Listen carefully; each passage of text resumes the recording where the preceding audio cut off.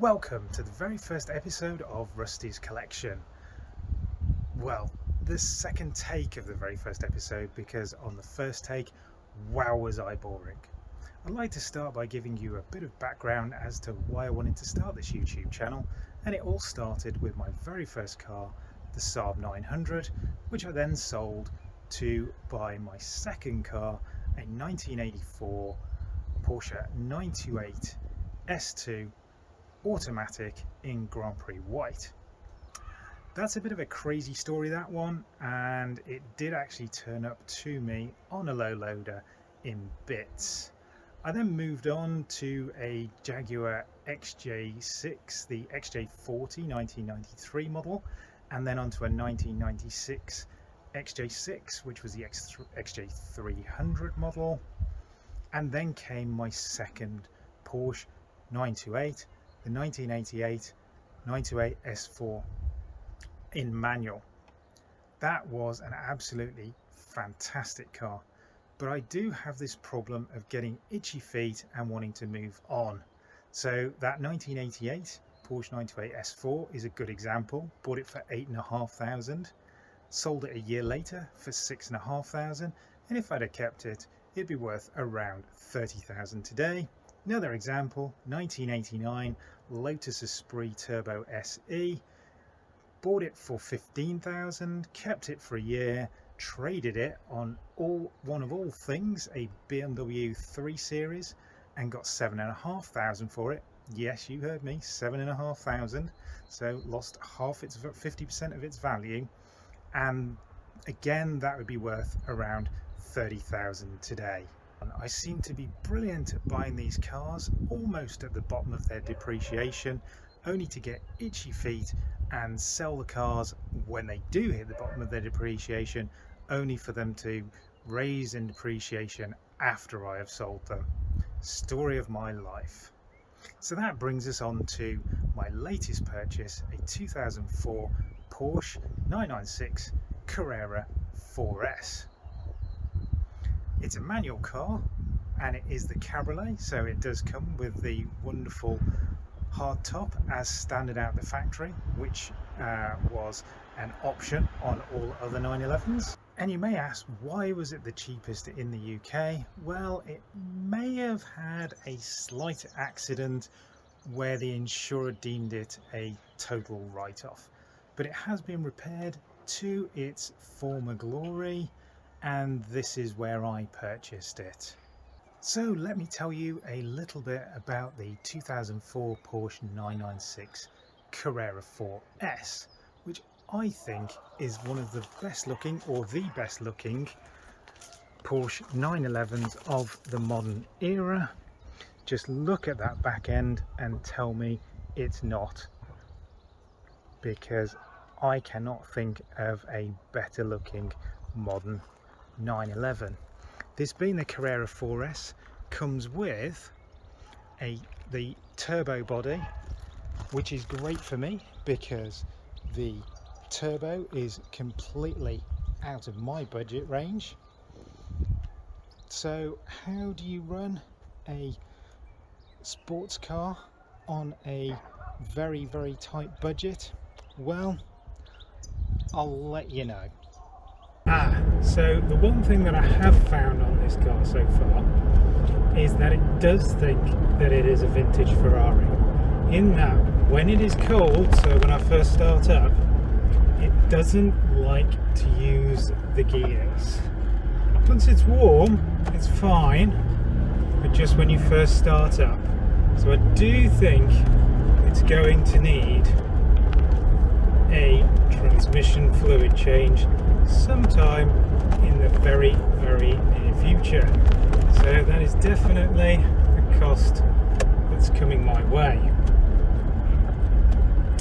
So on to a little bit of a car review. The 996 was designed through the early 90s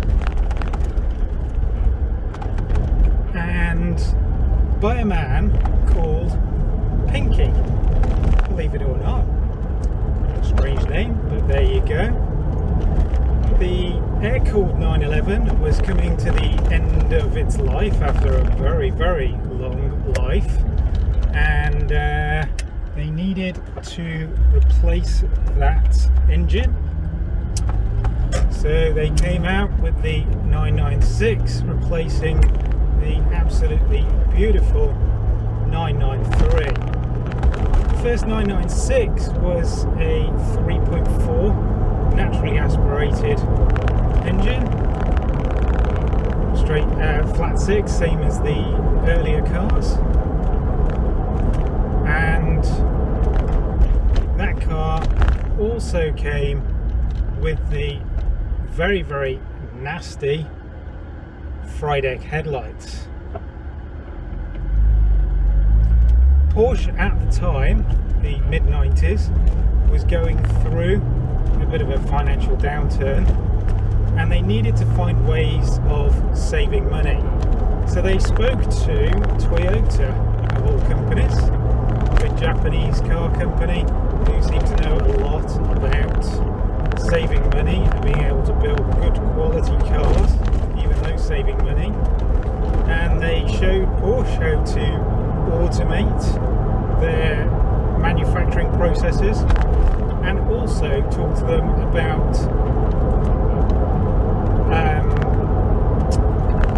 having the same parts, or a lot of the same parts, on all of the models. So what you will find when looking at these cars, the 911, the 99, the Boxster, and also other cars throughout the range, that all the interiors are very, very similar. In fact, they're the same because they all use the same parts, as do the exteriors. Case in point, the nasty Frideck headlamps that everybody hated when the Boxster came out and continued through into the 996. But thank you so much, Porsche, for upgrading the car in 2002 with the turbo style headlamps for the 996, which this car has.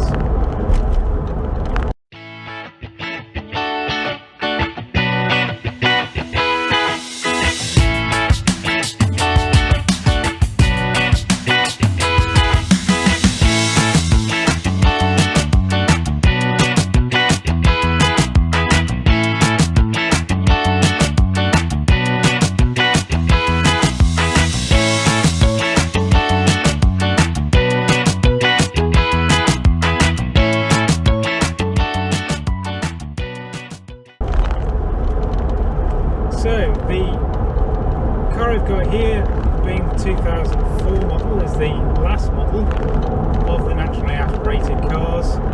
Only the turbo continued through 2005, along with the GT3 car,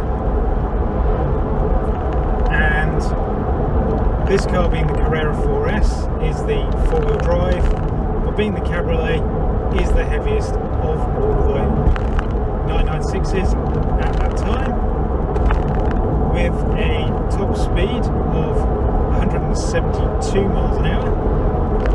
Haven't seen that yet. Don't think I will try it anytime soon.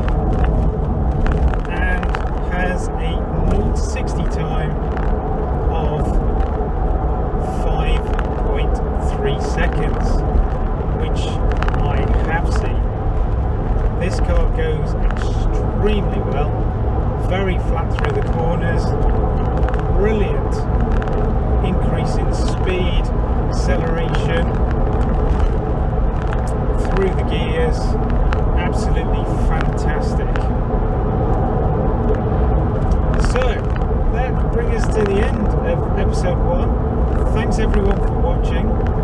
Please subscribe and hit the notification button and the like button. Goodbye for now.